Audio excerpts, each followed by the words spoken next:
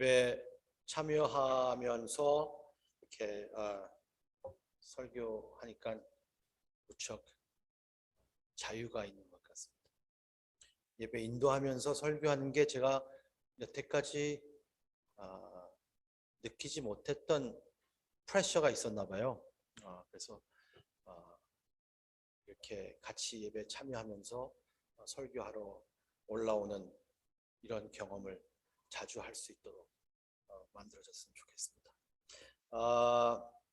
지난 주일 똑같은 본문으로 저희들은 기독교의 참된 모습이 어떤 것인가, 진정한 기독교는 어떤 것이고 진정한 기독교인은 어떤 사람인가 하는 것들을 봤습니다. 그래서 지난주에 리스트를 쫙 드리면서 거의 그리스도인이라는 그런 리스트를 말씀을 드렸는데요. 참된 그리스도인의 특징은 어떤 것인가? 그래서 거의 그리스도인처럼 내가 무엇을 하려고 하는 것이 아니라 모든 것을 버리고 내려놨을 때, 그래서 그리스도만이 나의 의가 되는 말씀, 오늘도 그 말씀을 저희들이 봤죠. 그래서 이제 저번 주에는 그러한 원리적인 것을 말씀드렸다면, 오늘은 사도 바울이라는 사람의 간증을 저희들이 좀 보려고 합니다. 사도 바울이 어떻게 진정한 그리스도인의 모습으로 설 수 있었을까, 어떻게 그런 그 간증을 할 수 있었을까 하는 것을 봤으면 좋겠는데요. 그의 회심에 대해서 사도 바울은 이야기하고 있습니다. 오늘 빌립보서 3장을 통하여서 사도 바울이 이야기하고 있는 것은 자기의 회심, 어떻게 회심을 하였는가. 사실 사도 바울의 회심을 바라보면서 저희들이 모든 사람이 저렇게 회심을 하는구나 라고 생각할 수는 없겠죠. 왜냐하면 사도 바울이 특별해서가 아니라 사람들은 다르기 때문입니다. 모든 사람이 다르니까 사람들마다 다 회심의 그 과정과 경험이 다르겠죠. 그렇지만 오늘은 사도 바울에 관해서 한번 저희들이 생각을 해볼 것 같은데요. 사도 바울은 그의 회심을 이야기하면서 전인격적인 회심을 말합니다. 전인격적으로. 그래서 오늘 제가 이 말씀을 보면서 이렇게 한번 아웃라인을 만들어 봤어요. 그의 지식과 그의 인격과 그리고 그의 행동, knowing, being, and doing. 존재라고 제가 했네요. 인격이란 말보다는 존재란 말이 더 맞는 말이죠. 그의 지식과 존재와 행동에 회심이 있었다는 것을 저희들이 볼 수 있습니다. 지식에 대해서 저희들이 보면 먼저 사도 바울은 내가 그리스도와 그의 부활의 능력을 알기를 원하노라 라고 말했습니다. 사도 바울이 알고 싶은 것들이 많이 있고 그리고 이미 알고 있는 것도 많이 있는데, 그에게 가장 이 지식에 관해서 알고 싶은 건 뭐냐면 그의 부활의 능력을 알기를 원하노라. 이게 얼마나 중요한 건지 저희들 말씀을 좀 봤으면 좋겠는데요. 기독교인이고 그리고 그리스도를 알면서 그리스도를 배우면서 가장 고상한 지식을 말한다면 아마 그것은 그리스도의 부활의 능력을 아는 것일 것이다 라는 것이죠. 이 빌립보 교회의 그 주위의 환경을 보면 무척 철학적인 생각을 가지고 있었던 사람들이 많았습니다. 그래서 철학적인 디스커션도 있었고 그리고 지식층 사람들도 있었고 그리고 분명 교육열이 차이가 나는 사람들도 있었겠지만 무척 철학적으로 생각하는 사람들이 그 주위에 있었던 것을 알고, 그리고 사도 바울은 자기 자신도, 저희들이 교회를 다니시는 분들은 아시는 것처럼 사도 바울은 지식인이었잖아요. 그리고 어떤 학자들은 그렇게 말합니다. 우리가 지금으로 따진다면 사도 바울은 몇 개의 아마 박사 학위를 가지고 있었을 사람이다. 그 정도로 교육을 많이 받은 사람인데, 그런 사람이 이제 무슨 이야기를 하냐면 내가 알고 싶은 것이 있습니다. 나에게 가장 고상한 지식이 있습니다.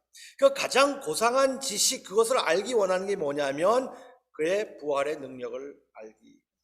그래서 그것을 알기 원하고 그리고 다른 모든 것들은 저의 손실로 여깁니다 라고 이야기하는 거예요. 손실로 여깁니다. 그리스도를 알고자 하는 열망이 모든 것 위에 있다. 모든 것 위에 있을 뿐만 아니라 다른 것들은 손실이다라는 것이죠. 그래서 나중에 배설물이라는 용어를 사용하거든요.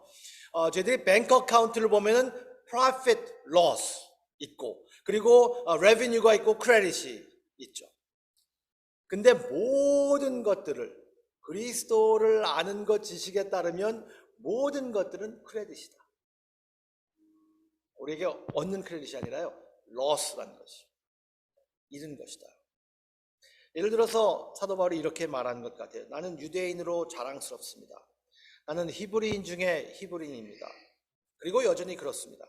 나는 베냐민 지파의 베냐민 사람이고 그 가족이 자랑스럽습니다. 그리고 여전히 그렇습니다. 하나님의 법을 아는 것이 자랑스럽고 그리고 그 법에 순종했습니다. 여전히 그렇게 삽니다. 그런데 내가 그리스도인이 되었을 때 가장 자랑스러워했던 것, 나의 자존심, 나의 가장 큰 야망, 종교의식, 가족, 지위, 혈통, 이 모든 것들이 더 중요하지는 않습니다. 이제 나는 무엇보다 더 높은 야망을 가지고 있습니다. 한 가지 바라고 있는 것이 있습니다. 그의 열정, 그의 최우선 목표는 그리스도를 아는 것이다. 그리스도인이 된다는 것은 단순히 어떤 명제를 믿고 있다는 것이 아니라, 그리고 그것을 어떻게 agree하고 그리고 동의한다는 것이 아니라 그것보다 더 깊이 가는 것이죠.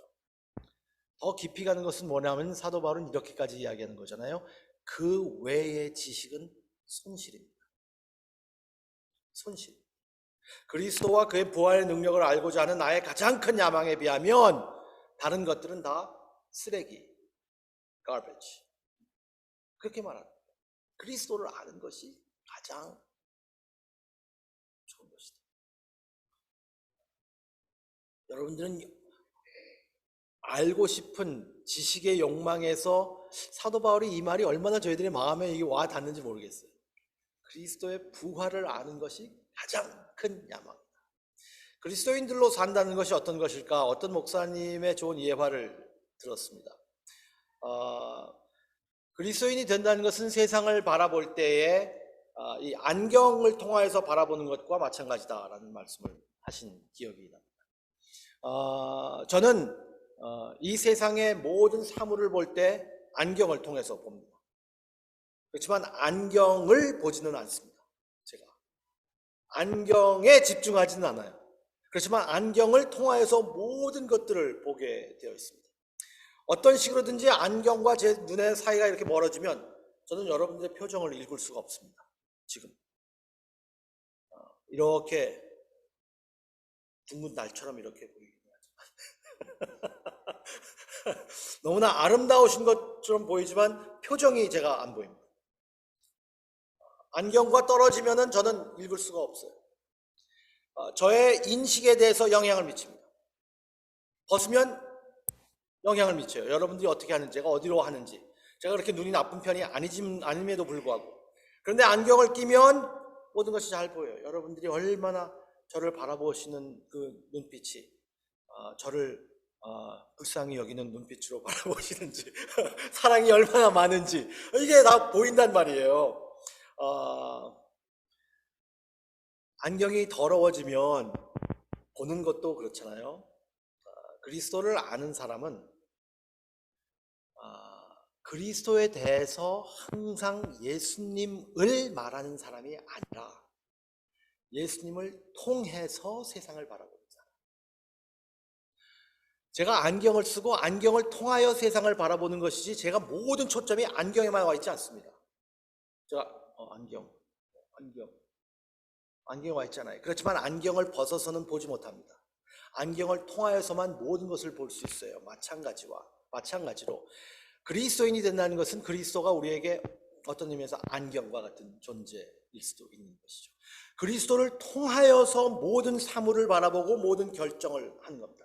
맨날 아이고 주여 아버지 주여 말만 주여 하는 것이 아니라 안지나 서나 주님 아이고 주여, 이게 그 중요한 것이 아니라 안지나 서나 항상 어떤 것을 통하여서 어떤 가치관을 통하여서 누구를 통하여서 세상을 바라보고 그리고 세상을 어떻게 우리가 해석하느냐 하는 것이 바로 그리스도인이라는 것이죠. 많은 사람들이 교회에 종교를 가지고 옵니다. 그렇지만 이 종교성을 가지고 교회에 많이 나오는 사람들이 있지만 무척 비기독교적으로 생각하고 비기독교적으로 행동할 때가 많이 있어요. 그리스도를 통하여서 이해하려고 하지 않고 종교의 의식대로 하려고 하니까 교회에서도 기독교인답지 않은 모습들이 너무나 많은 겁니다. 여러분들은 근심에 대해서 어떻게 처리하십니까? 근심이 있을 때. 저는 요새 제 기도에 저 자신을 위해서 기도하는 첫 번째 기도가 anxiety입니다. 저는 왜 이렇게 요새 걱정, 근심이 많은지 모르겠어요. 여러분들은 근심, 걱정이 있을 때 어떻게 처리하십니까? 비기독교인과 어떻게 다르십니까? 괴로움을 어떻게 처리합니까? 두려움에 대해서는 어떻게 대처하십니까? 1년에 돈을 얼마나 쓸지는 어떻게 결정하십니까? 어떤 라이프 스타일을 살지 어떻게 결정하십니까? 어떤 사람들과 어떤 관계를 맺어야 할지, 어떠한 직종을 가질지, 그리고 어떠한 일을 시작할지, 어떻게 일을 끝낼지, 어떻게 이 사람과 말을 할지 어떻게 결정하십니까? 안경을 통하여서 보지 않고 다 흐리게 본 것처럼 그리스도인이라고 하면서 그리스도를 통하여 그리스도의 가치관과 그리스도인의 삶을 통하여서 사물들을 바라보지 않고 저희들은 종교인적으로 살 때가 너무나 많은 거예요. 그렇단 말이죠. 저는 실제 사람과 결혼했습니다. 제가 결혼한 것은 그냥 제 추상적으로 사는 것이 아니라 정말 저는 결혼을 했어요.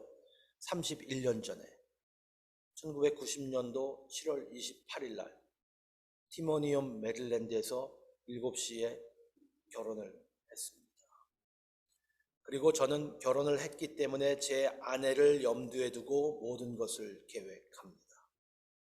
가끔은 이기적이기도 하고 제 방식대로 하려고 할 때가 있지만 58년 동안 결혼하기 전에도 평생 눈치만 보고 자라고 31년도 눈치만 보고 산 사람이니까 어차피 저는 모든 것을 제 아내가 저와 같이 가족의 이 단위로 어떻게 할까라는 것을 염두에 두고 결정하고 생각합니다. 결혼 관계를 알고 있다는 것은 아내를 염두에 두고 생각하는 거예요. 그렇지만 제가 매번마다 제 아내 얘기를 하고 그리고 아내가 어쩌고 저쩌고 하지 않습니다. 그렇지만 항상 염두에 있어요. 그리스도인이 된다는 것은 그렇게 자연스러운 삶이 되는 거예요. 자연스럽게 그리스도를 안다는 것은 매번마다 주여 아버지 그리고 기도 열심히 하는 거 좋습니다. 저는 그거 하지 말라는 거 아니에요. 그렇지만 그 주님과 상관없는 결정들, 주님과 상관없는 감정, 주님과 상관없는 감정의 노출이나 이런 일들이 저희들에게 너무나 많이 일어나는 것이죠. 정말 예수 그리스도를 아는 것이 가장 큰 지식이 가장 고상한 것이라고 생각한다면 그분을 통하여서 모든 것을 보여주는 것이죠. 실제로 있는 분입니다. 저는 종교적인 사람들, 기독교인이 아니라 단지 종교적인 사람들이 그 종교에 대해서 매우 바쁘다는 것을 알게 됩니다. 종교 생활 많이 해요. 그래서 무척 바빠요. 그리고 그 종교 생활을 많이 함으로 인하여서 어느 정도의 대가를 원할 때가 있습니다. 많은 종교인들이 그래요. 기독교인들이 아니라 종교인들이요. 그래서 내가 이런 종교 행동을 하고 종교 생활을 했더니 이제 어느 정도의 대가가 있어야 된다. 그리고 그렇게 열심히 종교 생활을 했는데 나에게 좋은 일이 일어나지 않고 내가 원하는 일이 일어나지 않으면 이런 질문합니다. 이 종교가 무슨 소용이 있어 이거? 아무 소용이 없는 거잖아. 이렇게 종교 생활 열심히 했더니 뭐 아무 소용 없네. 또 좋아지는 것도 없네. 라고 할 때가 많이 있어요. 하나님이 도대체 어디에 있는 거야? 하나님은 있는 건가? 존재하는 건가? 라고 생각할 때가 많은 것이죠. 그러니까 저희들은 하나님에 대해서 알고 있는 것, 그리고 우리들이 정말 그리스도인으로서 살고 있는지 하는 것을 우리의 종교 생활과 이런 것들로 인해서 대가를 받으려고 하는, 어떤 보상을 받으려고 하는 그러한 생활로 하고 있기 때문에 저희들은 종교로 빠지지 기독교에 정말 복음으로 살려고 하는 그러한 삶은 없다는 것이죠. 사도 바울이 이야기하는 것은 뭐냐 하면 나에게 가장 고상한 지식, 내가 가장 원하는 것이 있는데 그게 뭐냐면 그리스도의 복음, 그리스도의 부활을 아는 것이다. 그것이 가장 고상한 지식이다. 그분을 통하여서 모든 사물을 바라봅니다. 또한 바울은 두 번째로 이렇게 얘기합니다. 그 부활의 능력을 알고자 한다. 부활을 아는 것뿐만 아니라 부활의 능력을 아는 것. 그리스도를 아는 것과 부활의 능력을 아는 것의 차이는 사람을 아는 것과 사람을 닮아가는 것의 차이입니다. 어느 주석가가 그렇게 이야기했는데 제가 이게 너무나 맞는 말인 것 같아요. 그리스도를 아는 것, 그리고 사도 바울은 그의 부활의 능력을 아는 것이라고 이야기했습니다. 그리스도를 아는 것과 능력을 아는 것의 차이는 무엇이냐? 그의 지식으로 그리스도를 아는 것과 능력을 아는 것은 그를 닮아가는 모습으로 표현하는 것이라는 것이죠. 우리가 그리스도를 알 때 그것은 우리가 그분을 개인적으로 대하고 있다는 것을 의미합니다. 그분의 부활의 능력은 그분의 죽은 몸이 다시 일어나신 그 능력이 우리의 삶으로 그리스도를 점점 닮아가는 그리스도의 모습대로 가는 그러한 힘을 이야기하는 것이죠. 그리스도의 몸에 들어와서 성령님께서 그리스도의 그 몸을 다시 생명을 줘서 일으키신 그 능력이, 부활의 능력이 우리의 삶에 들어와서 우리에게 그 능력을 주신다. 이 말씀은 정말 초자연적인 캐릭터, 초자연적인 성품의 변화, 우리의 존재의 의식을 이야기하는 것 같습니다. 그가 나는 그를 알 수 있다라고 말할 때 그것은 내가 그와 함께 할 수 있다라는 것을 의미합니다. 그와 함께 그의 부활의 능력을 안다는 것은 그와 함께 하고 있다. 그를 닮아가고 있다. 그가 부활의 능력을 알고자 하는 말은 무엇이냐면 그와 같이 되기를 원한다. 그를 닮아가기를 원한다는 것이죠. 우리의 존재에서 그를 닮아가는 것을 이야기합니다. 성령의 능력이 여러분의 삶에 임하면 여러분들은 그분을 구주와 주로 영접하기로 결정합니다. 성령님께서 우리에게 오셔서 우리의 마음을 변화시켜 주셔서 예수님을 믿게 해줍니다. 그것을 가지고 회심이라고 이야기합니다. 기독교에서 가르치는 것은 우리가 믿었기 때문에 그리스도인이 되는 것이 아니라 그리스도인이 이미 되었기 때문에 믿을 수 있는 것이라고요. 그렇기 때문에 논리적인 순서는 믿고 회심이 있는 것이 아니라 회심이 있었기 때문에 믿을 수 있는 것. 그래서 그리스도의 그 부활의 영이 우리에게 임하셔서 저희들을 회심시켜 주셔서 그래서 그리스도를 믿게 해주는 겁니다. 우리가 믿는 능력이 있어서 그 믿음으로 회심이 되는 것이라. 믿음은 신학자들이 많이 이야기하는 것처럼 믿음은 빈 손과 같다. 눈과 같다. 물을 마시는 입과 같다. 우리는 손, 입, 눈 아무 것을 할 수 없습니다. 무엇을 보느냐, 무엇을 잡았느냐, 무엇을 먹느냐가 중요하다는 것이죠. 그렇기 때문에 성령님께서 우리의 마음에 오셔서 우리를 회심하게 하시고 우리의 마음을 변하게 해 주셔서 비로소 저희들이 믿을 수 있습니다. 예수님을 죽자 가운데서 살리신 그 부활의 능력이, 성령님의 그 능력이 우리를 죽었던 사람을 살리시는 거거든요. 그래서 그분을 닮아가는 거예요. 살려서 닮아가는 거예요. 여러분들의 삶을 보고 바울의 삶을 한번 보시기 바랍니다. 바울은 이렇게 말하고 있는 것 같아요. 바울의 삶을 보면요, 나도 그의 부활의 능력을 알고 싶습니다. 그를 닮고 싶습니다. 그의 담대함을 갖고 싶습니다. 그의 사랑을 갖고 싶습니다. 그의 지혜를 갖고 싶습니다. 그의 힘을 갖고 싶습니다. 그가 취한 방식으로 살기를 원합니다. 예수님처럼 비판받을 때 너무 예민하게 대응하지 않고, 그리고 다른 사람들이 나에게 좀 더 안 좋은 언짢은 이야기를 했을 때 세상이 끝난 것처럼 막 달려들지 않고 낙심하지 않고 예수님처럼 겸손했으면 좋겠습니다. 그리고 동시에 그분처럼 용감했으면 좋겠습니다. 부드러우면서도 강한 그러한 예수님의 모습을 갖고 지혜로우면서도 단순한 예수님의 모습을 담고 싶습니다. 사도 바울이 그거 이야기하는 것 같아요. 부활의 능력을 알기 원한다. 그 예수님을 부활로 일으키신 그 능력이 나의 삶으로 죽었던 내 영혼이 살아나서 그를 닮아가는 것. 부활 안에서 그분을 원하는 것이죠.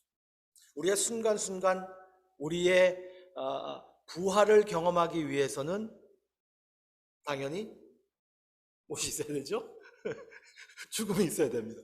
그 주님의 부활을 경험하기 위해서는 우리의 순간순간 죽음이 있어야 됩니다. 사도 바울이 나는 매일 죽노라라고 이야기했던 게 그런 것인지 모르겠어요. 내가 죽음으로 인하여서 그리스도의 부활을 경험하게 하는 우리의 삶에서요.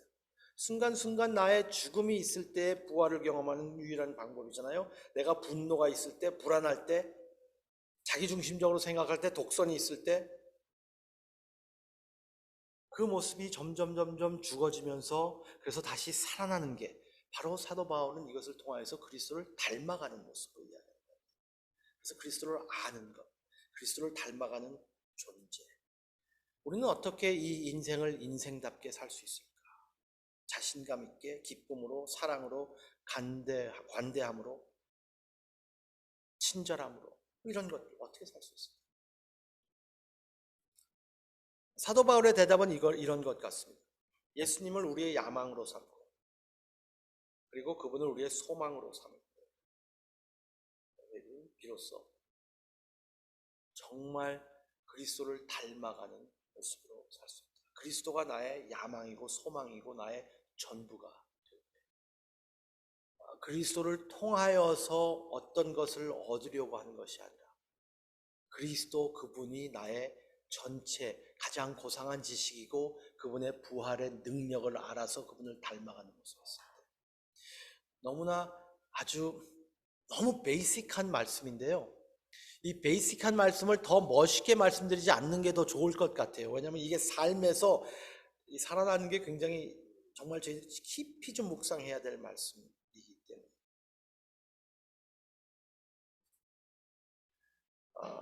많은 사람들이 이걸 받아들이지 못하거든요. 교회 열심히 다니는 사람들 받아들이지 못해요. 많은 사람들이 예수님이 그들을 위해서 죽으셨다는 역사적 사실은 알고 있고 믿고 있지만 그들의 개인적인 인생의 목표는 자기의 행복과 자기의 성공. 그럴 때가 많이 있습니다.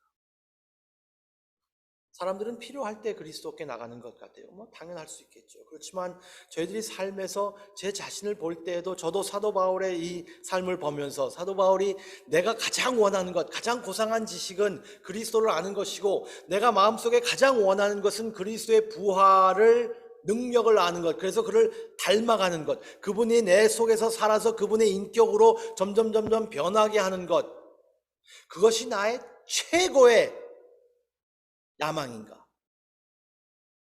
아니면 그걸 통하여서 그렇게 됐을 때 사람들에게 칭찬받는 것이 더 끝의 목적인가? 제가 일기장에다 자꾸 써야 돼요. 정말 그런 겁니까, 제가? 아니면 그렇게 해서라도 목회가, 가정이, 제 명예가 더 끝에 있는 것일지. 나의 행복과 나의 안전이 제가 너무나 복음의 능력을 알기 때문에 그리고 제가 잔머리의 황제이기 때문에 그리스도를 아는 것 그리고 그리스도의 부활의 능력을 알아서 그분을 닮아가는 길만이 내 명예를 지킬 수 있는 길이라고 생각한다면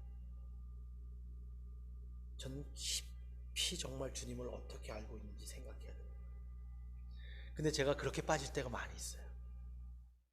그리스도를 아는 것, 그분의 부활을 능력을 알아서 그분에 닮아가는 것이 끝!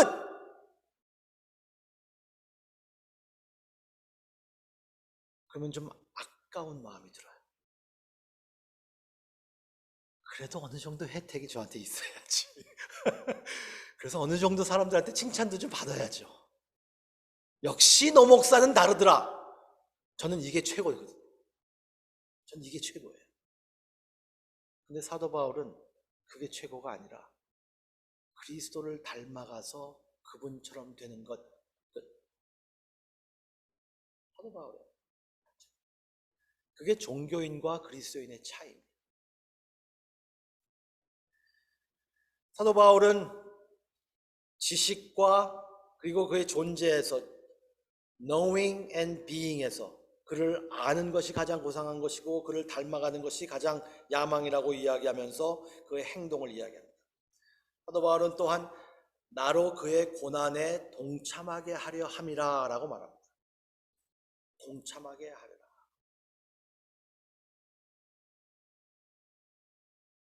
그분의 죽음에서 그분과 닮아가면서 어떻게 그의 고난에 또 동참하려고 하는 것인가 하는 이러한 생각을 저희들이 갖게 됩니다.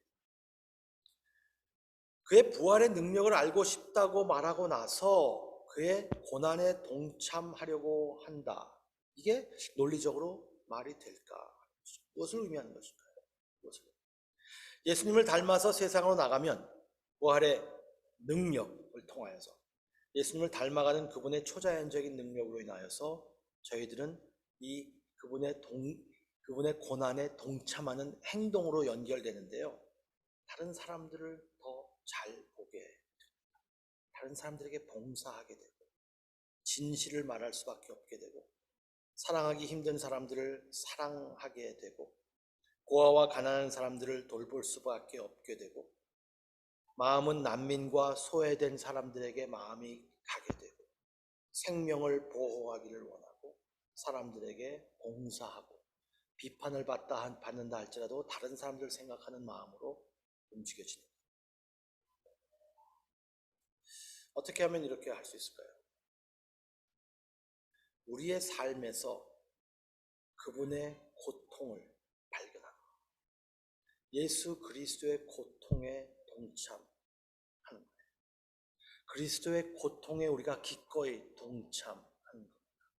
그리스도의 그 고통에 동참한다는 것은 그냥 개념으로 고통 생각해야지 편안하지만 고통 생각해야지 그것보다요. 그리스도의 고통에 동참하는 것이 나의 고통을 통하여서 그분의 고통에 동참합니다. 때때로는 심적으로 정신적으로 사람들에게 이용당할 수도 있을 것이고 불쌍하게 여길 수도 있을 것이고 사람들에게 화를 낼 수도 있고 그리고 저희들이 육체적으로 정신적으로 고통이 있을 수도 있습니다.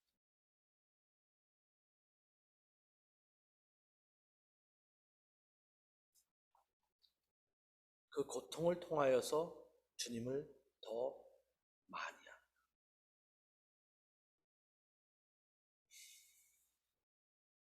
인생에 저희들이 살면서 정말 고통이 없이 그리스도의 고통에 동참하고 그리스도의 그 죽음과 부활을 더 많이 알았으면 좋겠어요.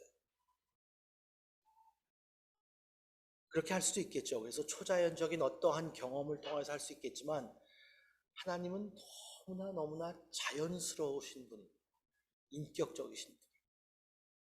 그래서 우리를 고통을 통하여서 그리스도를 더 알게 하는 그 길로 가게 하시는 것. 우리의 힘든 것을 통하여서 그 고통에 동참하게 하시는 것. 그래서 그리스도인들은 이 고통에 대한 신학을 다시 한번 재조명해봐요. 고통이 나쁜 것뿐만은 아니라 그것으로 인하여서 더 연단되어서 그리스도를 아는 모습으로 그래서 행동으로 다른 사람들을 더 불쌍히 여기는 마음으로 움직이게 하시는 거예요. 고통을 당한 사람이 알 수 있어요. 고통을 당한 사람이 다른 고통 당한 사람을 알 수 있기 때문에 그리스도의 고통이 우리 마음에 들어오고 우리의 삶에 있어서 그래서 그리스도를 사랑하는 것뿐만 아니라 저희들의 봉사의 행동으로 연결되는 겁니다. 그렇기 때문에 그리스도인들은 고통을 당할 때에 무슨 벌을 받아서 저렇게 하느냐라는 정말 샤머니즘으로 생각하지 말고 그 고통을 통하여서 어떻게 더 그리스도를 닮아가고 그리고 행동으로 다른 사람들을 섬길 수 있을까 하는 길로 저희들을 하나님이 인도해 주신다는 거예요. 훨씬 더 마음이요 여려져요. 사도 바울의 간증이지만 제 말씀을 잠깐만 듣는다면 저도 고통 없이 잘한 사람 중에 하나를 어릴 때 사람들이 말하는 그런 고통에 다 있을 수 있겠지만 그래서 제가 굉장히 가락한 하늘 맺히기도 피 한 방울 안 날 사람처럼 그렇게 볼 수 있었고 그리고 그랬습니다. 근데 시간이 가면서 고통이 어떤 것인지 인간의 어려움, 인생의 한계 점점 느껴지면서 힘든 거구나. 야, 참. 헛웃음이 나올 정도로 인생이 힘듭니다.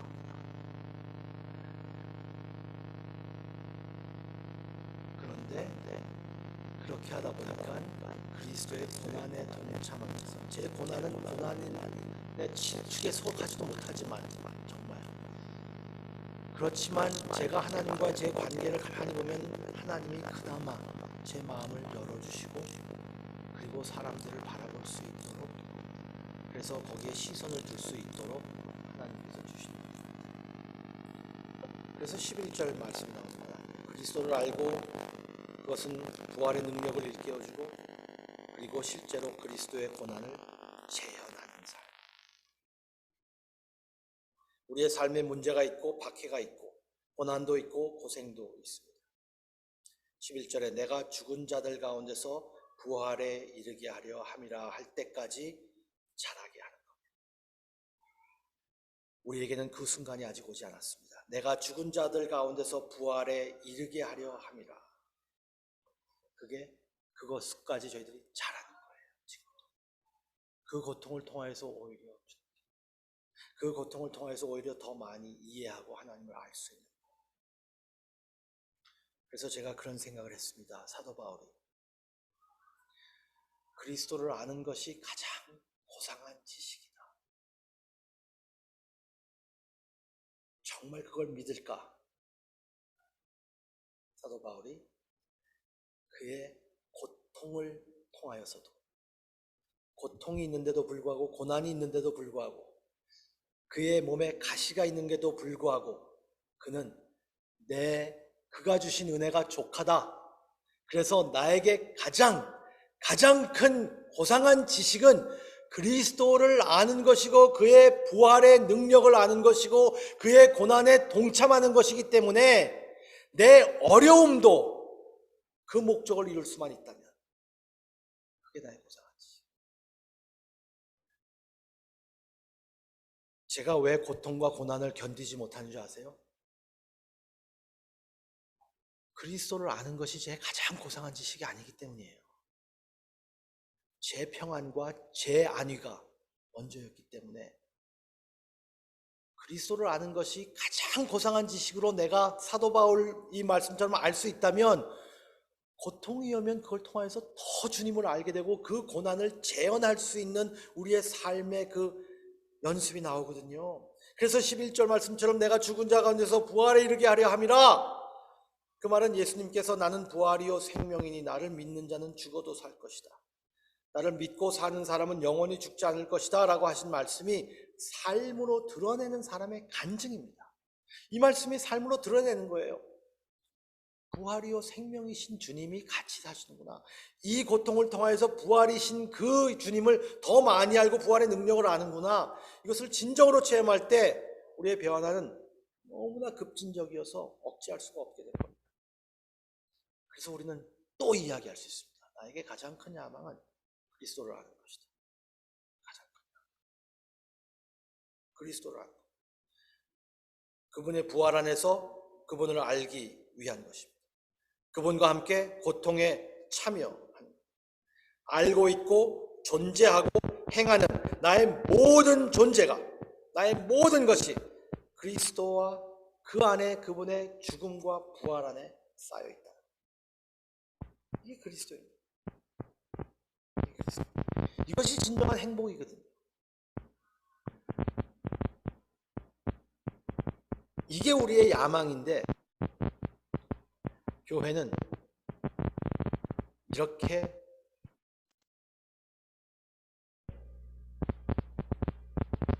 우리 교회는 안 그러겠지만 다른 교회는 사람들이 딴 데로 가고 싶어 할 거예요.